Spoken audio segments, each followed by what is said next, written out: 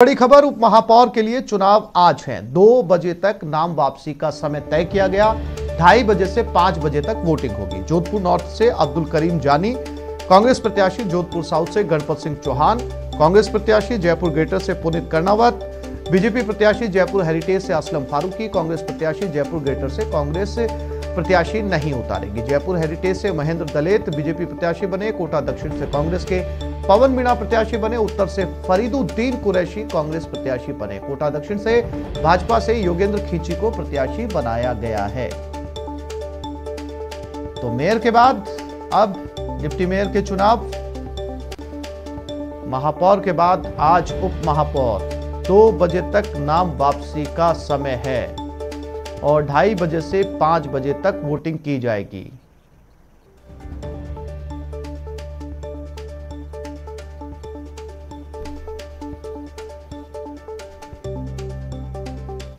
सब पार्षदों से राय इन्होंने खुद ने ली। एक रणनीति थी और रणनीति के तहत पहले मेयर का चुनाव हम जीते और कांग्रेस पृष्ठभूमि के जो निर्दलीय जीते वो बिना शर्त आकर उन्होंने समर्थन दिया। हमें 56 वोट मिले। दिन पर दिन हमारे वोट बढ़ते गए। बीजेपी का झूठ, फरेब और धोखा यहां भी नहीं चला। उन्होंने कोशिश की, हॉर्स ट्रेडिंग की।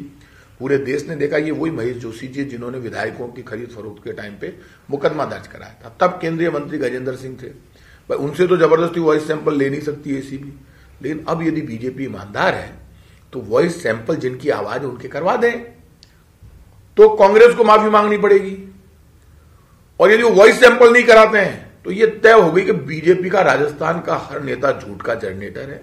सबको साथ लेकर चलने की बात कांग्रेस करती है, तो एक ऐसा वर्ग जिसका बहुत बड़ा समर्थन हमारे साथ, कांग्रेस के साथ हमेशा रहा है, मेयर के इलेक्शन में भी रहा, उससे पहले भी रहता आया है, तो उस वर्ग का रिप्रेजेंटेशन देना भी हमको देना चाहिए था। हमने वो किया है और हम ये विश्वास दिलाते हैं कि बिना किसी भेदभाव के, बिना किसी राजनीतिक भेद के, बिना किसी धार्मिक भेद के, बिना किसी जातिगत भेद के हम जयपुर हेरिटेज की जनता की सेवा करेंगे। और जो हमने लक्ष्य रखा है कि हम वर्ल्ड हेरिटेज सिटी का जो खिताब है यूनेस्को ने जो दिया है जयपुर हेरिटेज को, उसको बनाए रखें। हम हेरिटेज लुक जो है जयपुर का, उसको और अधिक संवारें, सजाएं। हम जयपुर हेरिटेज सिटी को, नगर निगम को हम टॉप जो 10 सफाई वाले शहर हैं पूरे देश के, उनमें शामिल करा सकें। जयपुर ग्रेटर से बीजेपी ने पुनीत कर्णावत को अपना प्रत्याशी बनाया। पुनीत कर्णावत ने अपना नामांकन भी दाखिल कर दिया। अभी हमारे साथ में बात करने के लिए पुनीत जी मौजूद है। पुनीत जी, आपको पार्टी ने प्रत्याशी बनाया और एक तरीके से निर्विरोध जो निर्वाचन है वो भी आपको हो जाएगा, क्योंकि कांग्रेस पार्टी कोई उम्मीदवार उतार नहीं है अभी तक की, यही जानकारी है। आपकी क्या प्राथमिकता रहेंगी बतौर डिप्टी मेयर? बतौर डिप्टी मेयर मैं भारतीय जनता पार्टी के विजन को जयपुर में साकार करने का काम करूंगा। उसके लिए हमारी मेयर साहब और हमारे जो साथी चुनकर आए हैं उन सबको साथ लेकर जयपुर ग्रेटर को एक सुंदर स्थान बनाना, सुंदर शहर बनाना, स्वच्छ शहर बनाना, हरियाली से परिपूर्ण शहर बनाना, सुरक्षा की दृष्टि से भी नगर निगम इसके बारे में विशेष योजना लेकर आएगा।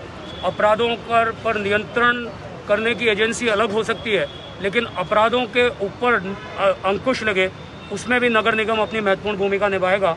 हम हाई रेजोल्यूशन सीसीटीवी कैमरा का एक नेटवर्क क्रिएट करना चाहेंगे, जिसके कारण जयपुर ग्रेटर एक सुरक्षित क्षेत्र के रूप में विकसित हो सके।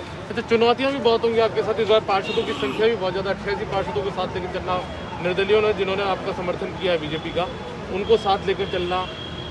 डिप्टी मेयर के नाते न सिर्फ 88 या जिन लोगों ने भारतीय जनता पार्टी का समर्थन किया है, उनके अतिरिक्त भी जो लोग भी जनता के आशीर्वाद से चुनकर आए हैं, उन सबको साथ लेकर हम जयपुर के विकास के लिए काम करेंगे, जयपुर के चौमुखी विकास के लिए काम करेंगे, जयपुर की बहबूदी के लिए काम करेंगे। और जयपुर की एक जो विशिष्ट पहचान है, उस विशिष्ट पहचान को बनाए रखते हुए भी उसके साथ साथ जयपुर को एक बहुत अल्ट्रा मॉडर्न सिटी के रूप में डेवलप करेंगे, जहां पर सभी तरीके का रोजगार भी डेवलप हो, इंफ्रास्ट्रक्चर भी डेवलप हो, सफाई और हाइजीन की दृष्टि से जो माननीय नरेंद्र मोदी जी का सपना है उसको भी पूरा कर सकें। और जिस प्रकार के निर्देश मेरे प्रदेश अध्यक्ष माननीय सतीश पूनिया जी, चंद्रशेखर जी और वी सतीश जी से भी मुझे मिले हैं, मैं उन सबको पूरा करने का भरसक प्रयत्न करूँगा। एक आखिरी सवाल मेरा ये कि राजस्थान में कांग्रेस की सरकार है, तो ऐसे में कोई दिक्कतें आएंगी काम करने में? मैं समझता हूँ कि कांग्रेस की सरकार को ये समझना चाहिए कि सरकार की जिम्मेदारी जन कल्याण की होती है। वो राज्य सरकार है, हम स्थानीय सरकार है, हम सबकी अपनी अपनी जिम्मेदारी है। हम हमारी जिम्मेदारी को पूरी तरीके से निभाएंगे और उनसे जहाँ जहाँ सहयोग होगा वो सहयोग मांगेंगे और मैं उम्मीद करता हूँ कि वो हमें सहयोग करेंगे। अगर कहीं कोई दिक्कत आएगी तो उसका उस समय निर्णय करेंगे। मैं अभी से कोई नेगेटिव थॉट लेकर नहीं चलता हूँ कि राजस्थान सरकार हमको सहयोग नहीं करेगी।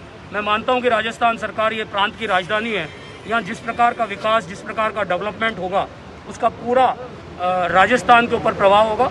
मैं समझता हूँ कि राज्य सरकार भी हमको सहयोग करेगी और हम एक अच्छे जयपुर और बेहतर जयपुर की ओर जाएंगे। शुक्रिया बातचीत के लिए। तो यह है पुनीत कर्नावट जो ग्रेटर से बीजेपी के प्रत्याशी, और उन्होंने कहा है कि शहर को स्वच्छ बनाने, सुंदर बनाने, एक मॉडर्न सिटी के तौर पर विकसित करने के लिए काम किया जाएगा। उन्होंने कहा कि भले ही जो बीजेपी के पार्षद वो हो, चाहे निर्दलीय हो या फिर तमाम जो जीत कर आए हुए पार्षद हैं, उनको साथ लेकर चला जाएगा। उम्मीद ये भी जताई है कि सरकार भी शहर को विकसित बनाने के अंदर, विकासशील बनाने के अंदर यहाँ पर नगर की मदद करेगी। दीपक व्यास, न्यूज़ 18 राजस्थान, जयपुर।